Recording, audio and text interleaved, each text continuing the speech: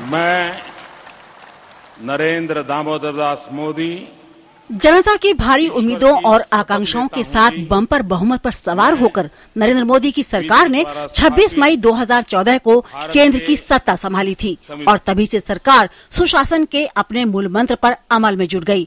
तब से लेकर आज तक सरकार को 7 महीने से ज्यादा का वक्त पूरा हो चुका है। आर्थिक मोर्चे से लेकर विदेश मोर्चे तक, महंगाई से लेकर बेरोजगारी तक सरकार ने कई फैसले लिए और कई वायदे पूरे किए। चुनावी अभियान के दौरान जनता को दिखाया अच्छे दिनों का सपना साकार करने के लिए मोदी सरकार ने सुशासन का मंत्र अपनाया और उसके तमाम फैसलों और आदेशों में इसकी झलक दिखी। सुशासन का सबसे बड़ा उदाहरण दिखा प्रधानमंत्री की जनता से सीधे जुड़ने की तमाम कोशिशों में। जनता से सीधे संवाद की पीएम की पहल जबरदस्त लोकप्रिय रही। फेसबुक, ट्विटर और mygov.in से तो पीएम जनता से जुड़े ही थे। रेडियो पर मन की बात ने तो जनता से अनूठा संवाद कायम किया। शपथ ग्रहण के बाद प्रधानमंत्री ने नौकरशाही से सक्रिय होने की अपील की थी ताकि सरकार निर्णायक काम कर सके। उन्होंने खुद सभी मंत्रालयों के सचिवों से मुलाकात की और हर अधिकारी को छूट दी कि अगर उन्हें काम करने में दिक्कत हो रही हो तो वो खुद आकर उनसे मिलें। इसका सकारात्मक असर सत्ता के गलियारों में भी दिखा है।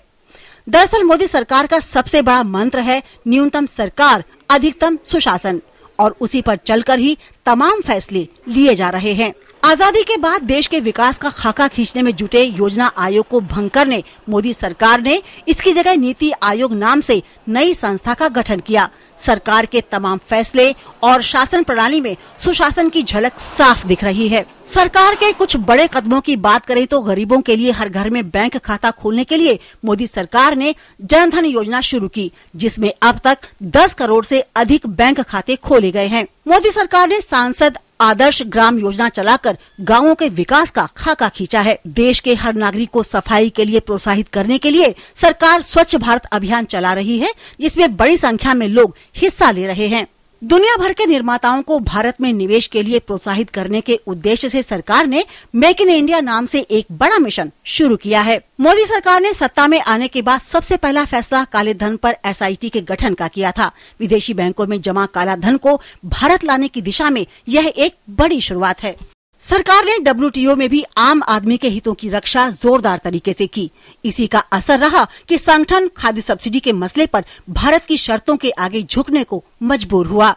इसके अलावा सरकार के सुशासन के जो असर सीधे जमीन पर दिख रहे हैं, उन पर अगर गौर करें तो सरकार ने बजट में मध्यम वर्ग को कर रियायत दी थी। विकास दर में तेजी के संकेत हैं और तमाम एजेंसियां भारत की रेटिंग भी बढ़ा रही हैं। बीते साल में जहां सरकार ने सुशासन के मंत्र से विकास की नींव तैयार की, वहीं 2015 में इस नींव पर सुधार और प्रभावी शासन की मजबूत इमारत खड़ी करना सरकार के लिए बड़ी चुनौती है। नीति आयोग को राज्यों की सक्रिय भागीदारी के साथ देश के विकास की गति को भी बदलना होगा। नीति आयोग को राज्यों की सक्रिय भागीदारी के साथ देश के विकास की गति को भी बदलना होगा। मेक इन इंडिया मिशन में अच्छा कारोबारी माहौल बनाना होगा ताकि निवेशक भारत में निर्माण इकाइयां स्थापित कर सकें।